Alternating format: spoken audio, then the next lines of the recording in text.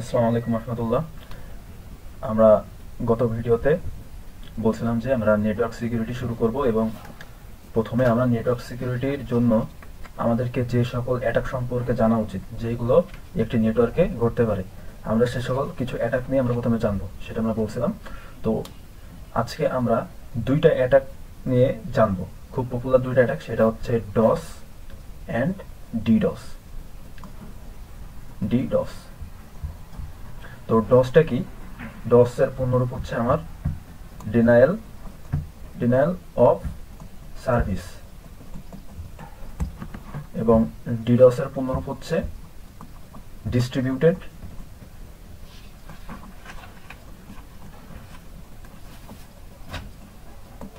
Of service. তো আমরা প্রথমে আসবো হচ্ছে ডস অ্যাটাকে। তো ডস অ্যাটাকটা কি? এই হচ্ছে ধরেন আপনার কম্পিউটার,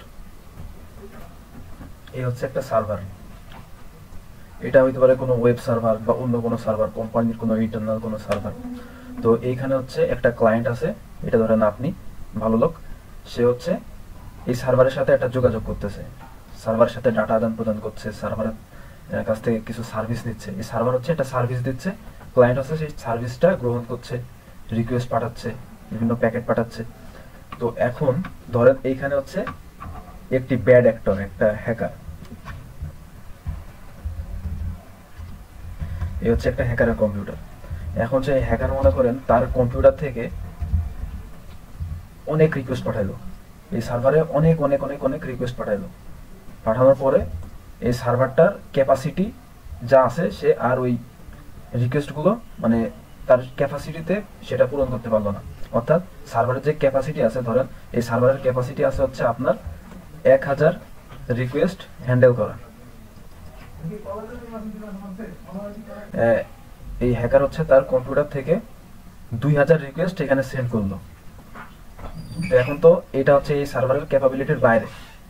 তখন সে কি করবে? তার এই সার্ভার কিন্তু তখন ডাউন খেয়ে যাবে, তার সার্ভার তখন ডাউন খেয়ে যাবে। এবং যে ভালো ইউজার, সে কিন্তু এই সার্ভারের সাথে আর কমিউনিকেট করতে পারবে না, অর্থাৎ সার্ভিসটা ডিনাই হয়ে গেল। এই জন্য এটাকে বলা হয় ডিনায়াল অফ সার্ভিস। তো এই হচ্ছে নর্মাল কথা। এখন এই ডিনায়াল অফ সার্ভিস এটা অনেকভাবে হইতে পারে। এর একটা পপুলার অ্যাটাক হচ্ছে আপনার সিনফ্লাড। এই সিনফ্লাড নিয়ে আমরা পরের ভিডিওতে ডিটেলসে দেখব। এটার সাথে 3 ওয়ে হ্যান্ডশেক অনেক কিছু সম্পর্ক আছে, প্যাকেট নিয়ে আপনার জানতে হবে। এবং এটা নিয়ে জানতে হলে আপনাকে কিন্তু প্যাকেট নিয়ে আমার একটা ভিডিও আছে 3 ওয়ে হ্যান্ডশেক, ওইখানে প্যাকেট নিয়ে আলোচনা করছি। তারপরে ওএসআই মডেলে আমরা প্যাকেট নিয়ে আলোচনা করছি, কেমনি একটি নেটওয়ার্ক কানেকশন বিল্ড হয়, সেটা কিন্তু আপনারা দেখে আসতে পারেন। এবার হচ্ছে আমার এই ডস অ্যাটাকের আন্ডারে আরও কি কি অ্যাটাক হইতে পারে। ধরেন হচ্ছে এই আপনার ক্লায়েন্টের কম্পিউটার এবং সে কোনো একটা ওয়েব সার্ভারের সাথে যোগাযোগ করতেছে, এই হচ্ছে রিকোয়েস্ট পাঠাচ্ছে এবং রিকোয়েস্ট ব্যাক আসছে এখানে। তো এখন মনে করেন এই সার্ভারে কোনো একটা সার্ভিস চালু আছে, যেটা একটা অ্যাপ্লিকেশনের মাধ্যমে রান হচ্ছে আর কি। তো এই অ্যাপ্লিকেশনে ইউজার ইনপুটের জায়গা আছে। তা একটা নর্মাল ইউজার কি করবে? সে সেইখানে কোনো একটা ইনপুট দেবে। ধরেন এখানে লেখা আছে যে তোমার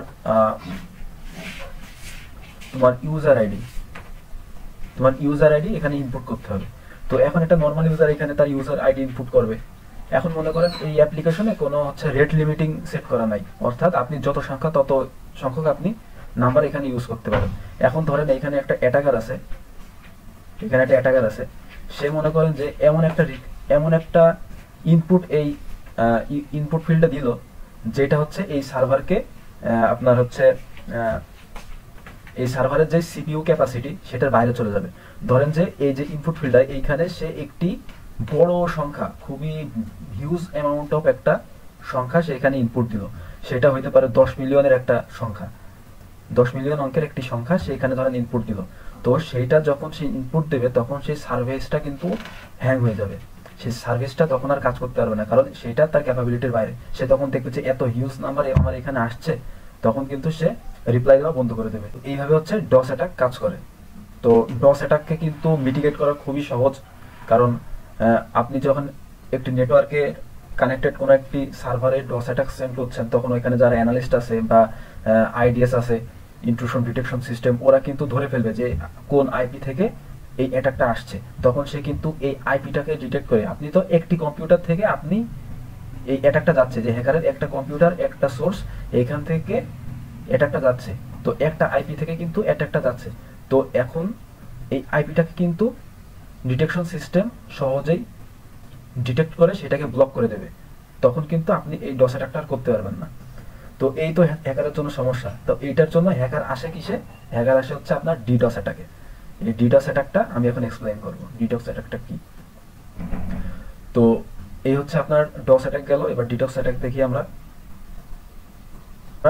ডিডস অর্থাৎ ডিস্ট্রিবিউটেড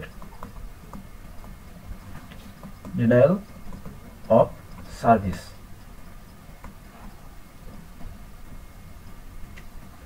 তো এটা কেমন? আমরা হচ্ছে ডস অ্যাটাকে কি দেখছিলাম, একটি কম্পিউটার থেকে কোনো সার্ভার, কোনো নেটওয়ার্কে কানেক্টেড কোনো সার্ভার, এটা কোনো ওয়েব সার্ভার হতে পারে যেটা ইন্টারনেটে কানেক্টেড। মেইনলি হচ্ছে ডস অ্যাটাক, ডিডস অ্যাটাক, এগুলো হচ্ছে আপনার ইন্টারনেটে কানেক্টেড যে ওয়েব সার্ভার, রিমোটলি হ্যাকার যেটাকে অ্যাক্সেস করতে পারে, সেগুলোতে মূলত হয়। এটা হচ্ছে আপনার কোনো কোম্পানির ইন্টারনাল নেটওয়ার্কের মাধ্যমেও হতে পারে। ইন্টারনাল নেটওয়ার্কে কোনো, ধরেন যে কোনো ভয়েব সার্ভার আছে বা কোনো হচ্ছে অ্যাক্টিভ ডিরেক্টরির সার্ভার আছে, তো এইগুলোতেও কিন্তু অ্যাটাক হতে পারে। তো মেইনলি হয় হচ্ছে ওয়েবসাইটের ক্ষেত্রে, কারণ ওয়েবসাইট হচ্ছে আপনার রিমোটলি অ্যাক্সেস করা যায়। ওয়েব সার্ভারে ক্লায়েন্টরা হচ্ছে রিমোটলি অ্যাক্সেস করে, ওইখান থেকে বিভিন্ন সার্ভিস ইউজ করে, এই জন্য কিন্তু হ্যাকার এই ওয়েবসাইটটাকে মেইনলি টার্গেট করে। তো হচ্ছে আমরা ডস অ্যাটাক দেখলাম কি, একটি কম্পিউটার থেকে বিভিন্ন রিকোয়েস্ট যায় বা কোনো আনএক্সপেক্টেড কোনো ইনপুট যায়, যেটা অনেক বড়, যেটা হচ্ছে মানে একটা বাফার ওভারফ্লো ঘটায়, অর্থাৎ সেটা ক্যাপাসিটির বাইরে চলে যায়, তখন সার্ভার সেটা আর রেসপন্স করতে পারে না, সার্ভারের ক্যাপাসিটির বাইরে যায়, সে ডাউন হয়ে যায়। আর এটাকে সহজে ডিটেক্ট করা যায় ডিটেকশন সিস্টেম দিয়ে। এবার ডিডস অ্যাটাকটা কেমন? এখানে ধরেন এটা হচ্ছে সার্ভার, ধরেন একটা ওয়েব সার্ভার যেটা হচ্ছে পোর্ট 80-তে রান করছে এবং এটা হচ্ছে ইন্টারনেটে কানেক্টেড। তো এখন এইখানে হচ্ছে আমার একটা হ্যাকার, এখানে হচ্ছে আমার একটা হ্যাকার, এবং এইখানে হচ্ছে ভালো ক্লায়েন্টরা আছে যারা এই সার্ভারের সাথে কমিউনিকেট করতেছে এবং সার্ভার হচ্ছে তাদেরকে সার্ভিস দিচ্ছে, সার্ভার তাদেরকে ভালো মতো সার্ভিস দিচ্ছে। তো এখন এই যে এইখানে আমার একটি হ্যাকার বসা, সে হচ্ছে ম্যালওয়্যার অ্যাটাক বা এক্সপ্লয়েটের মাধ্যমে সে হচ্ছে ধরেন অনেক কয়টি কম্পিউটারকে সে কম্প্রোমাইজ করলো, বিভিন্ন দেশ থেকে ভালনারেবল বিভিন্ন কম্পিউটার, সেগুলোকে সে কম্প্রোমাইজ করলো। ধরেন এই হচ্ছে আপনার চায়নার একটা কম্পিউটার, এই হচ্ছে আপনার রাশিয়ার একটা কম্পিউটার, আমেরিকার একটি কম্পিউটার, ইন্ডিয়ার কম্পিউটার, এই ধরেন হচ্ছে আপনার এই ধরেন হচ্ছে আপনার পাকিস্তানের একটি কম্পিউটার, বাংলাদেশের কম্পিউটার, এইভাবে অনেকগুলো কম্পিউটারকে সে হ্যাক করে সে নিজের কম্প্রোমাইজ নেটওয়ার্কে সেগুলোকে অন্তর্ভুক্ত করলো। তো এই হচ্ছে কম্প্রোমাইজড সিস্টেম দ্বারা তৈরি একটি নেটওয়ার্ক, যেটাকে আমরা বটনেট বলবো। বটনেট এটাকে হচ্ছে আপনার জম্বি নেটওয়ার্কও বলে। জম্বি নেটওয়ার্ক কেন বলে? কারণ এদের হচ্ছে কন্ট্রোল কিন্তু এই হ্যাকারের হাতে। এখন কিন্তু এই সিস্টেমগুলো নিজেদের কোনো বিবেক বুদ্ধি নাই, তারা হচ্ছে এই হ্যাকারের কম্পিউটার দ্বারা ম্যানিপুলেটেড হচ্ছে, এই জন্য আমরা এটাকে জম্বি নেটওয়ার্ক বলে থাকি। তো এটা যে হচ্ছে কোনো কম্প্রোমাইজড কম্পিউটার সিস্টেম হবে, ডেস্কটপ হবে, এরকম কোনো কিছু নাই। এটা হচ্ছে আপনার বিভিন্ন আইওটি ডিভাইস হতে পারে, অর্থাৎ হ্যাকার কোনো এক্সপ্লয়েট ডেভেলপ করার মাধ্যমে দেখাচ্ছে অনেকগুলো আইওটি ডিভাইস সে হ্যাক করলো, সে আইওটি ডিভাইস দিয়ে সে একটি বটনেট তৈরি করলো। আইওটি ডিভাইস কি হইতে পারে? কোনো প্রিন্টার হইতে পারে, কোনো সিসিটিভি ক্যামেরা হইতে পারে, তারপরে হচ্ছে এটা ধরেন কোনো এমনকি কোনো টুথব্রাশও হইতে পারে, টুথব্রাশ যেটা আইওটি ডিভাইসে চালিত, আইওটি সিস্টেম দিয়ে চলে, এমন কোনো টুথব্রাশ হইতে পারে। এটা রিয়েলিস্টিক কাহিনীও আছে। একটা হ্যাকার হচ্ছে টুথব্রাশ, অনেকগুলো মিলিয়নস অফ টুথব্রাশ সে হচ্ছে হ্যাক করে সে কিন্তু একটা কম্প্রোমাইজড এমন নেটওয়ার্ক তৈরি করে সে সেটা দিয়ে ডিডস অ্যাটাক মারছিল। তো এখন আমরা হচ্ছে একটি বটনেট তৈরি করে ফেললো হ্যাকার। তো এখন সে কি করবে? তার নর্মাল কম্পিউটার দিয়ে তো সে এতগুলো কম্পিউটারকে তো সে কন্ট্রোল করতে পারবে না, এই জন্য সে একটি হ্যান্ডেলার ইউজ করবে। যেটাকে আমরা বলবো হচ্ছে command and control server, C2 framework. অনেক C2 ফ্রেমওয়ার্ক আছে, যেমন কোবাল্ট স্ট্রাইক, তারপরে কোভিনেন্ট C2, ভিলেন C2, এরকম অনেক C2 ফ্রেমওয়ার্ক আছে। তো হচ্ছে এই হ্যাকার এই C2 ফ্রেমওয়ার্কের মাধ্যমে এই কম্পিউটারগুলোকে সে কন্ট্রোল করতে পারছে, সব কয়টি কম্পিউটারকে সে কন্ট্রোল করতে পারছে। যখন একটি হ্যাকার একটা নেটওয়ার্কে অ্যাক্সেস নেয়, আমরা হচ্ছে গত ভিডিওতে হচ্ছে এন্টারপ্রাইজ হ্যাকিং নিয়ে যখন পড়াশোনা করতাম তখন হচ্ছে আমরা বলছিলাম যে একটা হ্যাকার যখন একটি নেটওয়ার্কে কানেক্ট অনেকগুলো কম্পিউটারে অ্যাক্সেস নিতে চাবে, সে প্রথমে নেটওয়ার্কে অ্যাক্সেস নিল। এবার সে যদি একটি কম্পিউটার থেকে আরেকটি কম্পিউটারে অ্যাক্সেস নিতে চাই বা অনেকগুলো কম্পিউটার মুভমেন্ট করতে চাই, যেটাকে আমরা লেটারাল মুভমেন্ট বলি, তো এটার জন্য সে কিন্তু command and control server use করে। যেই সার্ভারের মাধ্যমে সে কিন্তু অনেকগুলো কম্পিউটারকে একসাথে কমান্ড দিতে পারে। তাকে কিন্তু আলাদা আলাদা একটা কম্পিউটারে যে ওইখানে কমান্ড দেয় আর তারপর আরেকটা কম্পিউটারে যে কমান্ড দেয় এইভাবে করতে হয় না। সে তখন এই কমান্ড অ্যান্ড কন্ট্রোল সার্ভারের মাধ্যমে মাল্টিপল কম্পিউটারকে সে কমান্ড দিতে পারে। তো হ্যাকার এখন কি করবে, তার এই কমান্ড অ্যান্ড কন্ট্রোল সার্ভারের মাধ্যমে সে হচ্ছে মাল্টিপল যে কম্পিউটার, কম্প্রোমাইজড নেটওয়ার্কে মাল্টিপল যে কম্পিউটার অর্থাৎ যে বট, এগুলো হচ্ছে একটা বট, তো এইগুলোকে সে কমান্ড দেবে। ধরেন সে হচ্ছে বলল যে তোমরা, এই সার্ভারের মাধ্যমে সে বলল যে তোমরা এখন যতগুলো কম্প্রোমাইজ নেটওয়ার্ক তোমরা এখানে আসো, তোমরা সবাই এই সার্ভারে পিং রিকোয়েস্ট পাঠাও। পিং রিকোয়েস্ট কি আমি দেখাই। ধরেন পিং google.com, সে কিন্তু google.com-এ আমার কম্পিউটার থেকে একটি পিং রিকোয়েস্ট আমি পাঠালাম, অর্থাৎ ICMP প্যাকেট পাঠালাম, যার মাধ্যমে আমি চেক করছি যে আমার কম্পিউটারের সাথে গুগলের কানেকশন বিল্ড আপ আছে কিনা। তো এই হচ্ছে আপনার পিং রিকোয়েস্ট, এর মাধ্যমে ICMP প্যাকেট আমি পাঠাচ্ছি। তো আমার হচ্ছে আমি এই বটনেটকে বললাম যে তোমরা সবাই এই সার্ভারে পিং রিকোয়েস্ট পাঠাও বা যে কোনো রিকোয়েস্ট তোমরা এখানে পাঠাও। তো এখন প্রত্যেকটা কম্পিউটারের প্রত্যেকটা আলাদা আলাদা আইপি থেকে, IP1, IP2, IP3, প্রত্যেকটা আলাদা আলাদা আইপি থেকে কিন্তু রিকোয়েস্ট যাবে। প্রত্যেকটা আলাদা আলাদা আইপি থেকে এইখানে রিকোয়েস্ট যাবে। এবং এটা হচ্ছে ধরেন এই সার্ভারের যে ক্যাপাসিটি, এটা ধরেন হচ্ছে 1000, কারণ আমার প্রত্যেকটা কম্পিউটার থেকে মনে করেন 100 করে রিকোয়েস্ট গেল। এখন সেটা এই ক্যাপাসিটির বাইরে যখন চলে যাবে তখন এই সার্ভার ডাউন খেয়ে যাবে। সার্ভার যখন ডাউন খেয়ে যাবে তখন এই যে ভালো যে ক্লায়েন্টরা ছিল তারা কিন্তু এই সার্ভারের অ্যাক্সেস আর পাবে না, তারা এই সার্ভিস থেকে ডিনাই হয়ে যাবে। তো এটাকে এই জন্য বলা হয় ডিনায়াল অফ সার্ভিস। এবং এটা হচ্ছে কিসের অভাব, অ্যাভেলেবিলিটির অভাব, অর্থাৎ সার্ভার যে সার্ভিসগুলো দিচ্ছিল এই সার্ভিসগুলো এখন আর কিন্তু অ্যাভেলেবেল না।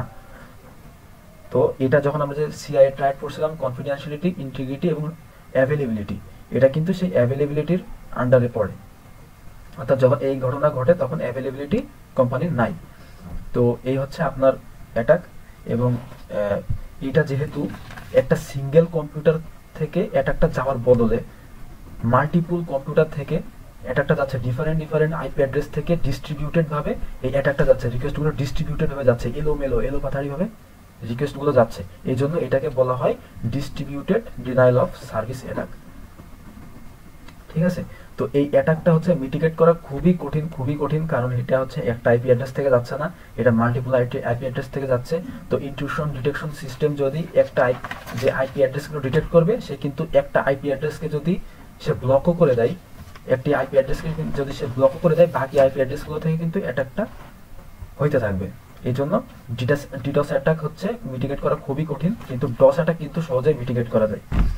তো একটা নেটওয়ার্ক সিকিউরিটি অ্যানালিস্ট তার দায়িত্ব কি, সে নেটওয়ার্কে বসে নেটওয়ার্কে কি প্যাকেট আসছে, নেটওয়ার্কে তার সার্ভারে কি প্যাকেট আসছে যাচ্ছে, সেগুলো কিন্তু সে মনিটরিং করবে। তো মনিটরিং করে যদি সে দেখে যে একটি সিস্টেম থেকে অনেকগুলো প্যাকেট আসছে, ধরপার করে অনেকগুলো প্যাকেট আসছে যেগুলো আর কি নর্মালি হয় না, তখন সে সেইগুলোকে অ্যানালাইসিস করবে এবং সেগুলোকে মিটিগেটের ব্যবস্থা করবে। বা হচ্ছে ধরেন যখন ডিডস অ্যাটাক হয় তখন সে দেখবে যে এরকম লাখ লাখ রিকোয়েস্ট যখন আসছে, তো তখন সে একটা ব্যাকআপের ব্যবস্থা রাখবে বা এটাকে মিটিগেট করার জন্য অন্যান্য যেসব ব্যবস্থা গ্রহণ করা দরকার সেগুলো করবে। তো এইভাবে হচ্ছে আপনার ডস অ্যাটাক এবং ডিডস অ্যাটাক কাজ করে। তো আগামী ভিডিওতে আমরা হচ্ছে সিনফ্লাড যেটা হচ্ছে ডস অ্যাটাক এবং ডিডস অ্যাটাকের একটা টাইপ, এবং এটা জানা খুবই জরুরি। তো আমরা এটা নিয়ে আলাপ আলোচনা করব। তো আমরা নেটওয়ার্ক সিকিউরিটি নিয়ে শুরু করেছি পড়ালেখা, এই জন্য আমরা নেটওয়ার্কের মধ্যে কি কি অ্যাটাক হইতে পারে সেটা নিয়ে একটু দেখলাম। এবং ডিডোস অ্যাটাক কিন্তু ওয়েবসাইটের একটি খুবই পপুলার অ্যাটাক, এবং এটার মাধ্যমে একটি ওয়েবসাইটকে পুরো ডিসেবল করে দেওয়া হয় তার ওয়েব সার্ভারকে ডাউন করে দেওয়ার মাধ্যমে। আমরা যখন হচ্ছে কোনো রেজাল্ট প্রকাশিত হয় তখন সবাই একবারে ওই রেজাল্টটাকে দেখতে যায়, তখন কিন্তু ওই সার্ভারের ক্যাপাসিটির বাইরে ওটা চলে যায়, তখন সেই সার্ভার আর রেসপন্স করে না। ডিস্ট্রিবিউটেড ডিনায়াল অফ সার্ভিস অ্যাটাকটা ঠিক সেই রকমভাবেই কিন্তু কাজ করে। তো আজকে এই পর্যন্তই, আগামী ভিডিওতে দেখা হচ্ছে ইনশাল্লাহ। ধন্যবাদ।